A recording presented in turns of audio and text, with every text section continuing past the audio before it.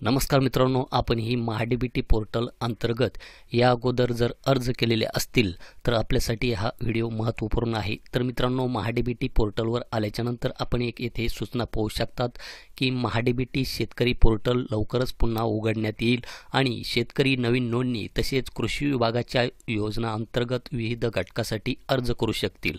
सन 2025-26 पासून अर्ज मंजुरीसाठी प्रथम अर्ज करणाऱ्यास प्रथम प्राधान्य ही कार्यपद्धती अवलंबण्यात येत आहे। आपण यापूर्वी केलेले अर्ज यासाठी ग्राह्य धरण्यात येतील।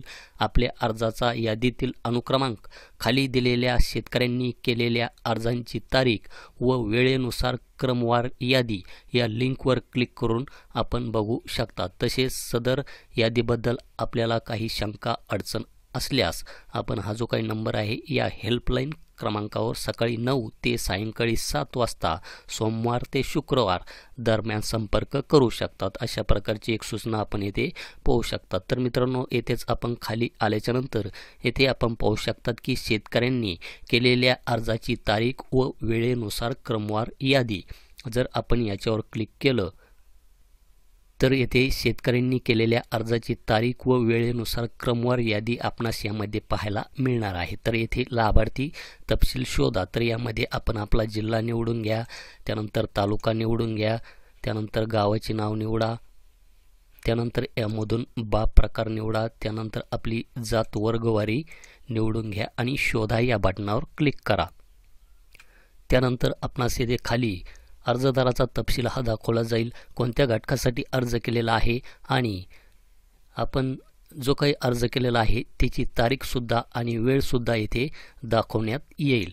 तर अशा प्रकारे आपण आपल्या गावाची यादी यामध्ये पाहू शकता। तर यामध्ये शो या बटनावर क्लिक करून आपण हे जे काही एंट्रीज आहे तर येथे 100 करून आपण यामध्ये जर आपल्या गावातील जास्त शेतकऱ्यांनी अर्ज केलेले असतील तर ती संपूर्ण यादी आपणास यामध्ये खाली पाहायला मिळेल, त्यांची नावे आपणास यामध्ये खाली दिसेल।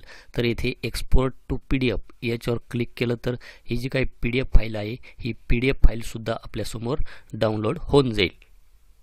त्याचप्रमाणे मित्रांनो, दुसरा एक बदल या वेबसाईटवर म्हणजेच महाडीबीटी शेतकरी योजना पोर्टलवर ॲग्रिस्टॅक अंतर्गत शेतकरी ओळख क्रमांक म्हणजेच फार्मर ID अनिवार्य करण्यात आला आहे। शेतकरी ओळख क्रमांक म्हणजेच फार्मर ID असेल तरच आता महाडीबीटी पोर्टलवर आपणास अर्ज करता येणार आहे।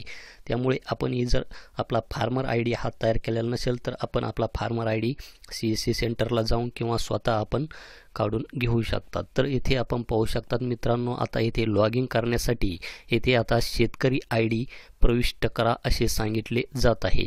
जर आपण या अगोदर आपला शेतकरी ID म्हणजेच फार्मर ID हा तयार केलेला असेल आणि आपणास तो माहीत नसेल तर आपण येथे तुमचा शेतकरी ओळख क्रमांक जाणून घेण्यासाठी आपणास येथे क्लिक करायचे आहे।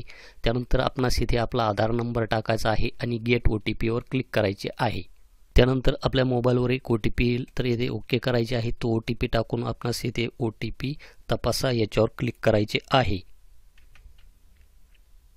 त्यानंतर अशा प्रकारे आपणास एक मेसेज दाखवेल, तर येथे आपणास ओके करायचे आहे। तर आपला जो काही शेतकरी ID आहे हा शेतकरी ID तेथे दाखवला जाईल आणि येथे तो ऑटोमॅटिक फेच होऊन येईल।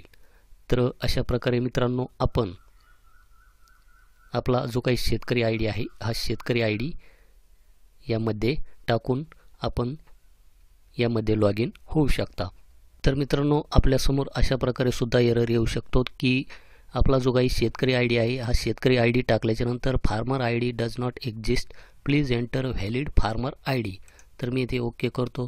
तर मित्रांनो, ही जी काही वेबसाईट आहे वेबसाईट नवीन असल्यामुळे वेबसाईटला सध्या प्रॉब्लेम येत आहे। आपला फार्मर ID व्यवस्थित टाकून सुद्धा आपल्याला तेथे आपला फार्मर ID व्यवस्थित टाका अशा प्रकारे तेथे माहिती विचारली जात आहे। तर मित्रांनो, पोर्टल हे सध्या नवीन आहे, यामध्ये नवीन चेंजेस हे होत आहे, त्यामुळे आपला फार्मर ID टाकल्याच्या नंतर यामध्ये सध्या आपण लॉग इन होऊ शकत नाही। तर यामध्ये लवकरच बियाणे घटकासाठी नवीन अर्ज हे सुरू होणार आहे।